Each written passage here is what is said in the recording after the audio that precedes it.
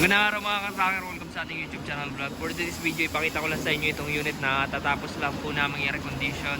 So nandito po tayo sa Barangay Mambugdos, Bacoor, Cavite. Calipil Marketing Corporation ang bentahan ng mga Japan surplus truck, fully recondition and assist condition. So ito mga ka-tracker, ipakita ko lang sa inyo para sample unit natin. Ito po ay Isuzu NPR. Ayan, fully recondition, fully repaint, at ang body niya po ay self-loader. Right. So, ayan, pakita ko lang sa inyo. Ito, hindi pa siya masyadong tapos, pero medyo malapit na. Ayan, may mga kulang lang na accessories. Tulad nitong cover sa ball mirror. So, complete standard electrical lights and accessories naman po yan. Yung gross weight capacity niyan, 4.2. Yung gross weight net capacity naman na 2,100. Wide cabin po yan na yan. May plaka na nakarehistro. So, ayan. Fully repaint. Kulay po lang. Ganun na pagkakapintura. Ayan, di ba? Solid yan.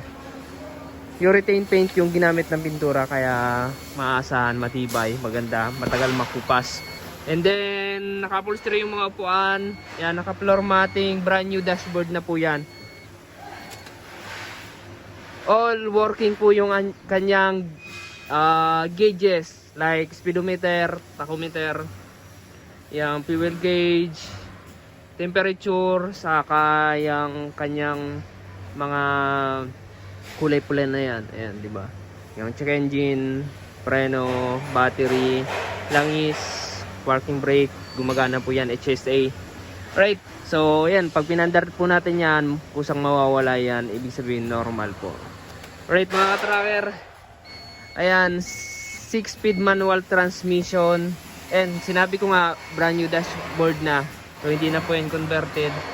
Saka ito, high cab po siya, ayan, kompleto po yung kanyang accessories like, ayan, yung dito sa loob, di ba?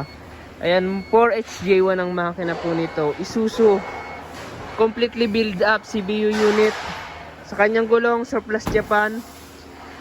Yan, stock po dito sa unit, Bridgestone.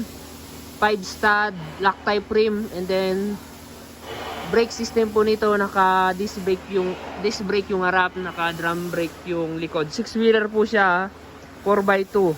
Suspension ito, naka lip spring suspension, harap likod, in additional, dinagdagan na rin. Brand new battery, sorry. Brand new battery, electrical lights and accessories. Ayan, kompleto po ito, standard. Naka LED clearance light.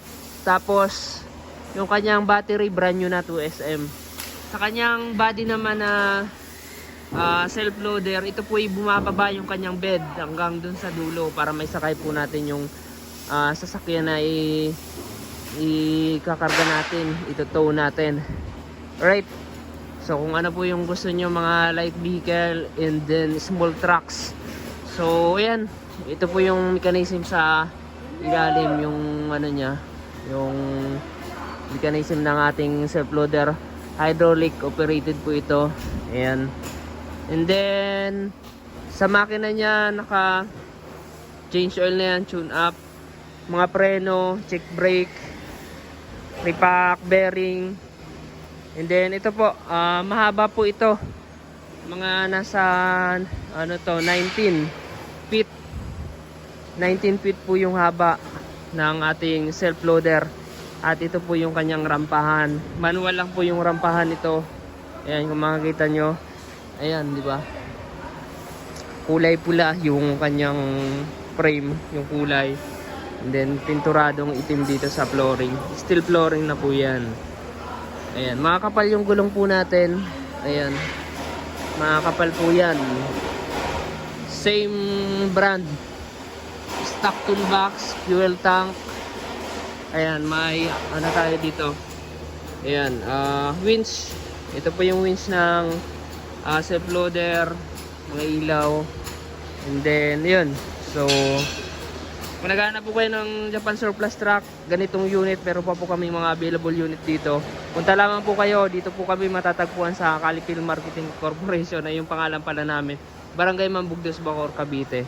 So pwede po kayo mag-inquire sa ating FB page, Tracker Moto PH. Kindly contact us. Ayan. Then ayan, paki-follow na rin, paki-like yung FB page natin. And then sa mga hindi pa po nakaka-subscribe sa ating YouTube channel, paki-subscribe na po.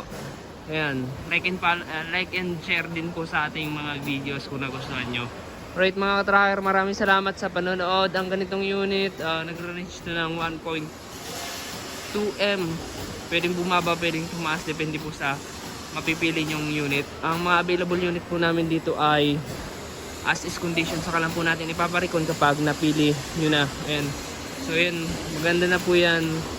Ito po may ano po yan,